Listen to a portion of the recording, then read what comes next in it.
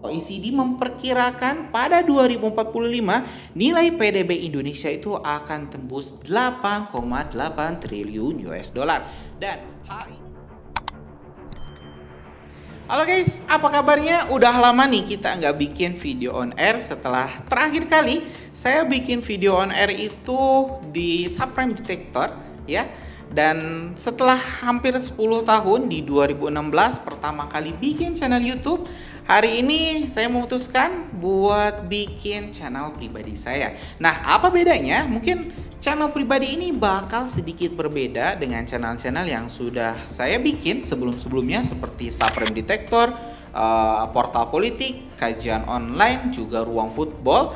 Di sini saya bakal langsung menyampaikan informasi-informasi yang terkini dan tentunya menarik untuk teman-teman semua. Nah, karena channel-channel saya yang sudah saya bentuk itu algoritmanya itu lebih kental ke dunia politik, geopolitik, dan juga terkait militeri ya.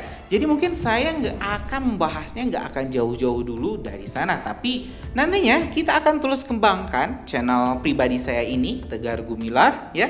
Masih menggunakan nama saya, dan kedepannya kita akan mencoba untuk memberikan konsep-konsep lain yang tentunya akan lebih segar. Dan salah satu channel yang menjadi inspirasi saya membentuk channel ini adalah channelnya Kak Nesi Judge.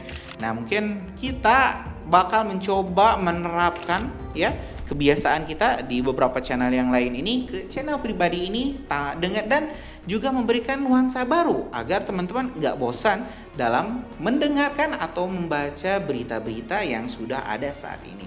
Oke teman-teman, untuk informasi pertama ya di channel pribadi ini saya ingin membahas terkait prediksi beberapa organisasi-organisasi internasional yang menyebutkan bahwa Indonesia di 2045 ya akan menjadi salah satu negara adidaya baru di dunia. Nah, ada beberapa organisasi-organisasi yang sudah meramaikan tentang prediksi Indonesia yang akan menjadi salah satu negara dengan nilai PDB terbesar di dunia. Salah satu organisasi yang memprediksi Indonesia bisa menjadi negara superpower adalah IMF, International Monetary Fund, dan OECD. Di sini teman-teman, ya, kita bakal bahas dulu informasi yang pertama yaitu dari OECD.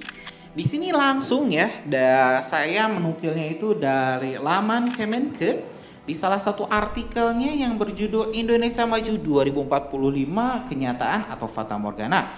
Di sini Organisasi Kerjasama Pembangunan Negara-negara Maju OECD memperkirakan pada 2045 nilai PDB Indonesia itu akan tembus 8,8 triliun US dollar.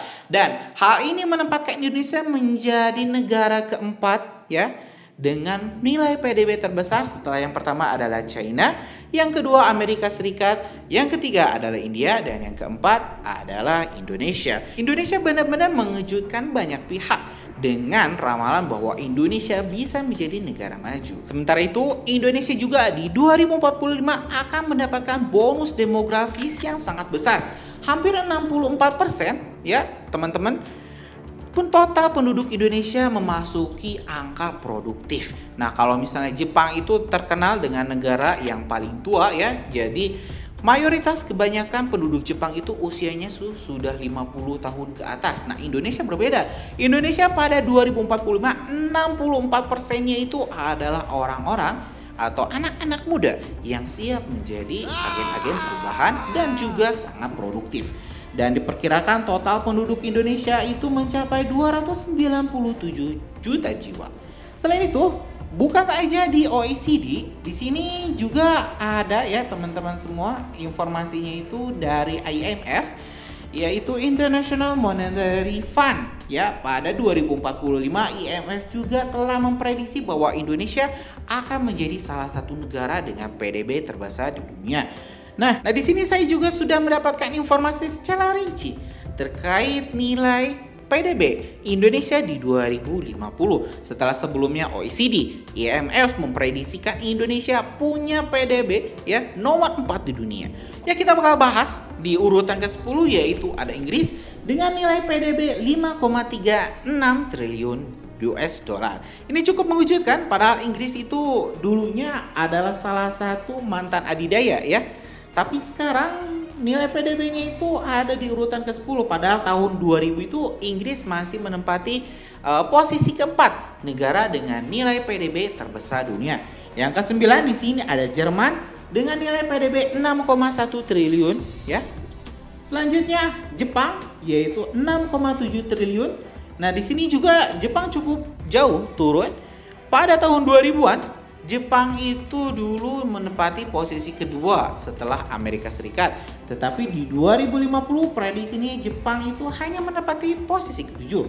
Selanjutnya di sini ada Meksiko ya, teman-teman. Meksiko di sini dengan nilai PDB 6,8 triliun US dollar. Di posisi ke-6 ada Rusia ya, yang menempati posisi ke-6 dengan total PDB 7,1 triliun US dollar. Selanjutnya kelima ada Brazil dengan 7,5 triliun US dollar. Dan ini yang sudah kita tunggu-tunggu yaitu Indonesia dengan total PDB 10 triliun US dollar. Selanjutnya ketiga Amerika Serikat dengan 34,1 triliun US dollar, dikalahkan oleh negara India ya dengan total PDB 44,1 triliun US dollar. Dan yang pertama juara negara terkaya di dunia adalah China atau Tiongkok dengan 58,499 triliun US dollar. Dari grafik ini ya, kita bisa melihat bahwa Indonesia diprediksikan bisa menjadi salah satu negara superpower baru yang bahkan mengalahkan negara-negara maju saat ini seperti Jerman, Inggris, Jepang, dan bahkan Prancis juga nggak masuk di daftar sini ya teman-teman. Kita nggak melihat Prancis berada di 2050 nilai PDB-nya. Padahal dulu Prancis ini pada tahun 2000-an adalah negara kelima dengan PDB terbesar di dunia. Nah, dari berbagai prediksi lembaga keuangan internasional ini, apakah Indonesia bisa menjadi salah satu negara superpower baru di dunia? Ya mungkin kalau kita melihat saat ini di Indonesia, ya mungkin masih jauh ya, masih jauh dari SDM-nya, dari teknologinya, tapi minimal kita sudah mulai melangkah ke arah yang benar, dimana kita juga sudah memulai program hilirisasi industri, walaupun memang ditentang mati-matian oleh negara-negara baru maju, khususnya Uni Eropa dan Amerika Serikat. Bahkan terbaru nih teman-teman ya, kita mendapatkan penolakan baterai listrik buatan Indonesia yang mengandung komponen nikel Indonesia oleh Amerika Serikat. Ya ini cukup konyol. Mereka itu menuduh kita ya, nikel kita ini terlalu dikuasai oleh Cina, padahal pemerintah RI ya, pemerintah Indonesia sendiri tidak membatasi negara manapun yang ingin membuat smelter atau membangun pusat hilirisasinya di Indonesia. Tetapi ya mereka memang wataknya kayak gitu, pengennya harganya murah terus dijualnya mahal ke kita. Dari prediksi ini tentu muncul sebuah keyakinan bahwa Indonesia pada 2045 atau 2050 bisa benar-benar menjadi negara dengan tingkat PDB terbesar keempat dunia.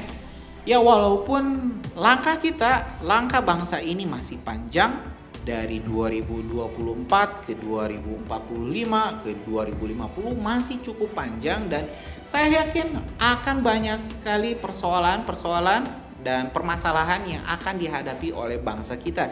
Tetapi tentu ini nggak akan membuat kita berkecil hati, nggak akan membuat kita putus asa atau pantang menyerah ya.